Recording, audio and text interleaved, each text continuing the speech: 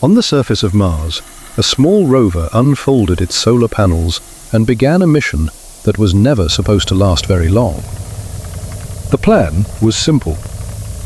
Roughly 90 Martian days, a brief period of exploration, a few months of movement across an alien landscape, long enough to study rocks, send images home, and prove that a machine could work on another world. Its name was Opportunity.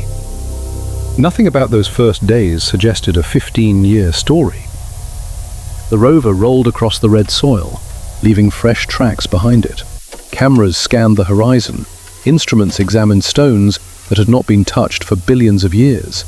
Every activity belonged to a mission with a scheduled ending. The pressure was immediate. Mars is not a forgiving place. Temperatures plunge. Dust settles onto every exposed surface. There are no repair crews, no replacement parts. Whatever survives there survives alone.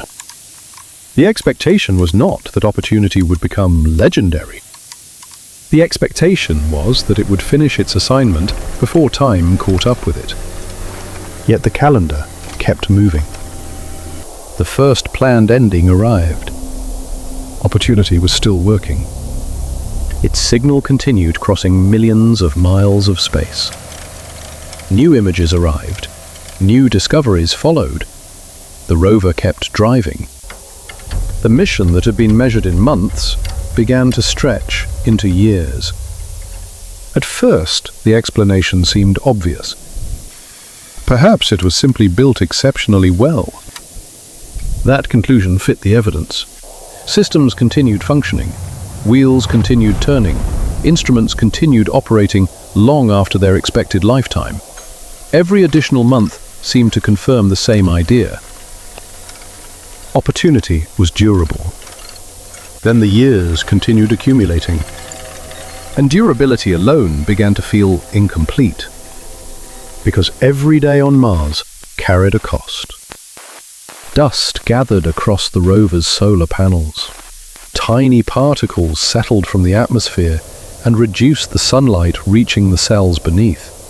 Power was not a convenience for Opportunity. Power was survival. The rover could not plug itself into anything. It could not replace a battery.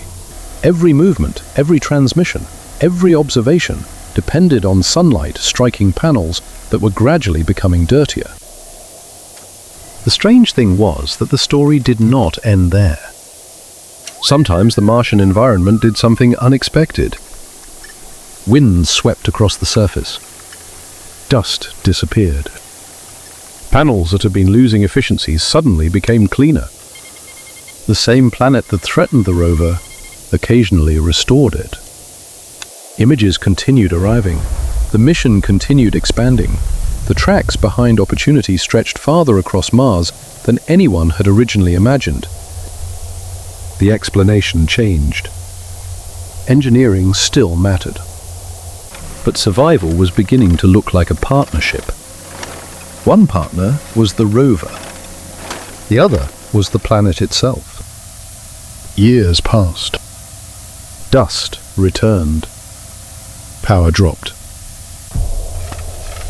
Then conditions improved. Again and again, the expected ending approached and then drifted away. The audience back on Earth experienced a subtle shift. At first, survival was surprising. Then survival became familiar. Another year passed. Opportunity was still working. Another challenge appeared. Opportunity was still working. The rover crossed craters, climbed slopes, and continued sending information home. Entire chapters of exploration occurred after the mission had already exceeded its planned lifespan many times over. The contradiction became easy to miss. Nothing about the situation was becoming safer. The rover was aging. Mechanical systems carried more wear than they had ever been designed to endure. Every successful day consumed a little more of the remaining margin. Yet because the signal kept arriving, survival began to feel normal. as if opportunity had somehow become immune to the rules that governed everything else. Then Mars changed. A dust storm began expanding across the planet. Not a local storm. What a temporary cloud drifting over a single region. A planet-encircling event. The Martian sky darkened. Sunlight weakened. The environment that had occasionally cleaned the rover's panels was now filling the atmosphere with dust. Opportunity depended on solar energy, and the sunlight was disappearing. The rover continued transmitting as conditions worsened. Power levels fell. The sky grew darker. One message followed another across the distance between worlds. Then, eventually, the transmission stopped. Silence arrived. For years, silence had always been temporary. That was the pattern everyone had learned. The rover survives. The rover recovers. The rover answers. The storm eventually weakened. Mars became visible again. The darkness lifted. One possibility remained. If the rover had endured long enough, perhaps sunlight would recharge the batteries. Perhaps systems would restart. Perhaps another signal would emerge from the surface. Deep Space Network antennas turned toward Mars. Commands were transmitted. Engineers listened. Nothing returned. Days passed.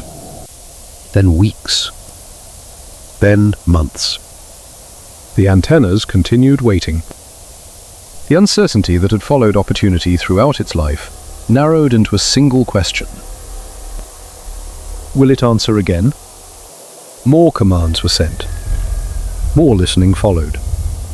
The silence remained unchanged.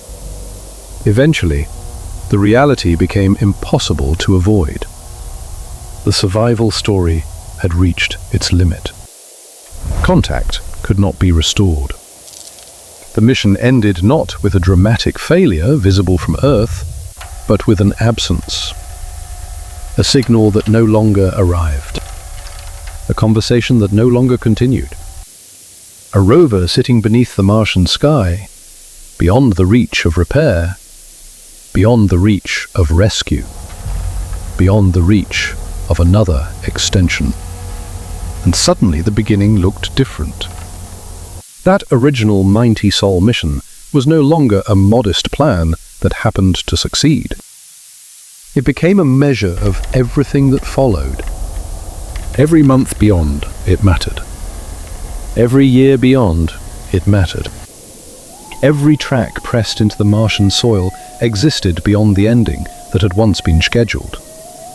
Opportunity was never remarkable, because it survived forever. It did not. What made the rover remarkable was something simpler.